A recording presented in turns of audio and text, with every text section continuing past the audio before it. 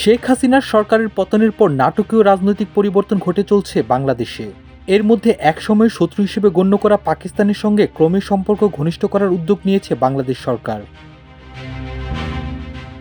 দশকের পর দশক সম্পর্কের জটিলতার পর প্রথমবারের মতো গত মাসে সরাসরি বাণিজ্য শুরু করে দুই দেশ। পাকিস্তান থেকে 50,000 টনের চাল আমদানি করেছে বাংলাদেশ।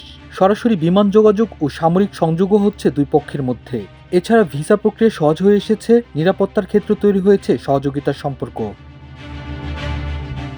ভারতের বিশাল ভূমি দ্বারা বিভক্ত দুই দেশের মধ্যে 1971 সালের মুক্তিযুদ্ধের জেরে তিক্ত সম্পর্কের সূচনা হয়। সেই সময় পূর্ব পাকিস্তান বা আজকের বাংলাদেশ তীব্র সংগ্রামের মধ্য দিয়ে ইসলামাবাদ থেকে স্বাধীনতা লাভ করে। সেই সময় বাংলাদেশের পক্ষে সমর্থন দিয়ে স্বাধীনতা অর্জনে সহায়তা করে ভারত। সেই স্মৃতির মধ্যেও 2001 থেকে 2006 সালে বাংলাদেশে বিএনপি ও জামায়াত ইসলামী জোট সরকারের সময় ঢাকার সঙ্গে ইসলামাবাদের সম্পর্ক গভীর ছিল। হাসিনার শাসনামলে সে সম্পর্ক পুরোপুরি বদলে যায়। 2009 সালে ক্ষমতায় আসার পর থেকে 15 বছর দিল্লির সমর্থন নিয়ে তিনি শাসন চালান। ইসলামাবাদের সঙ্গে সবসময় এক শীতল সম্পর্ক ছিল তার। তবে গণ অভ্যুত্থানের মুখে ভারতে পালিয়ে যাওয়ার পর ঢাকা ইসলামাবাদের সম্পর্কের বরফ গলতে শুরু করে। বাংলাদেশের সাবেক কূটনীতিক হুমায়ুন কবির বলেন, গত 15 বছর বাংলাদেশ পাকিস্তানের সম্পর্ক জটিলতার আবর্তে ঘুরপাক খাচ্ছিল। বর্তমানে স্বাভাবিক প্রতিবেশী সম্পর্কই দুই দেশের মধ্যে ফিরে এসেছে। পাকিস্তানের সঙ্গে ঐতিহাসিকভাবে বৈরী সম্পর্ক থাকা ভারত ঢাকা ইসলামাবাদের এই সম্পর্ককে গভীরভাবে পর্যবেক্ষণ করছে।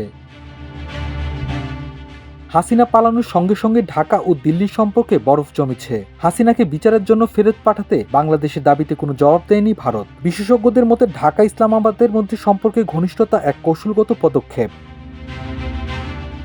লন্ডনের কিংস কলেজের সিনিয়র ফেলো আয়েশা সিদ্দিকা বলেন, পাকিস্তান ও বাংলাদেশের মধ্যে এখন কৌশলগত এক সম্পর্ক রয়েছে। ভারতীয় আধিপত্যের চাপের বিরুদ্ধে তারা একসঙ্গে পাল্টা চাপ তৈরি করছে। সরাসরি বাণিজ্য ছাড়াও দুই দেশের সম্পর্ক বিভিন্ন ক্ষেত্রে আরও উন্নয়ন হচ্ছে। অন্তর্বর্তী সরকারের প্রধান উপদেষ্টা ডক্টর ইউনুস সম্প্রতি বিভিন্ন আন্তর্জাতিক ফোরামে পাকিস্তানি প্রধানমন্ত্রী শাহবাজ শরীফের সঙ্গে বৈঠক করেছেন। একই সঙ্গে দুই দেশের মধ্যে সামরিক ক্ষেত্রে তৈরি হচ্ছে সম্পর্ক। গত জানুয়ারিতে বাংলাদেশের উচ্চ পর্যায়ের একটি সামরিক প্রতিনিধি দল পাকিস্তানে এক বিরল সফর করে। সফরে পাকিস্তানি সেনাবাহিনীর প্রধান জেনারেল আসিফ মুনিরের সঙ্গে বৈঠক করেন তারা। এছাড়া গত ফেব্রুয়ারিতে করাচিতে এক মহড়ায় অংশ নেয় বাংলাদেশ নৌবাহিনী। 2003 থেকে 2006 সাল পর্যন্ত ঢাকায় হাই কমিশনারের দায়িত্ব পালন করা বিনা সিকরি ঢাকা ও ইসলামাবাদের এই সম্পর্ককে বলেছেন একটি দেজাভু মুহূর্ত।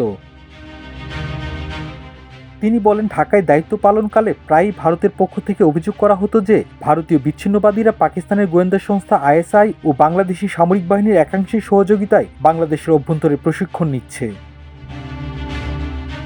তিনি বলেন, সে সময় আমরা বাংলাদেশি কর্তৃপক্ষকে এর প্রমাণও দিয়েছিলাম, কিন্তু পাকিস্তান ও বাংলাদেশ উভয়ই তা অস্বীকার করেছিল।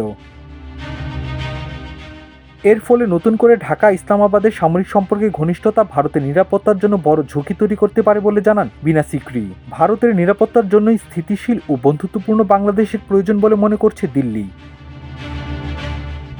Multimedia desk.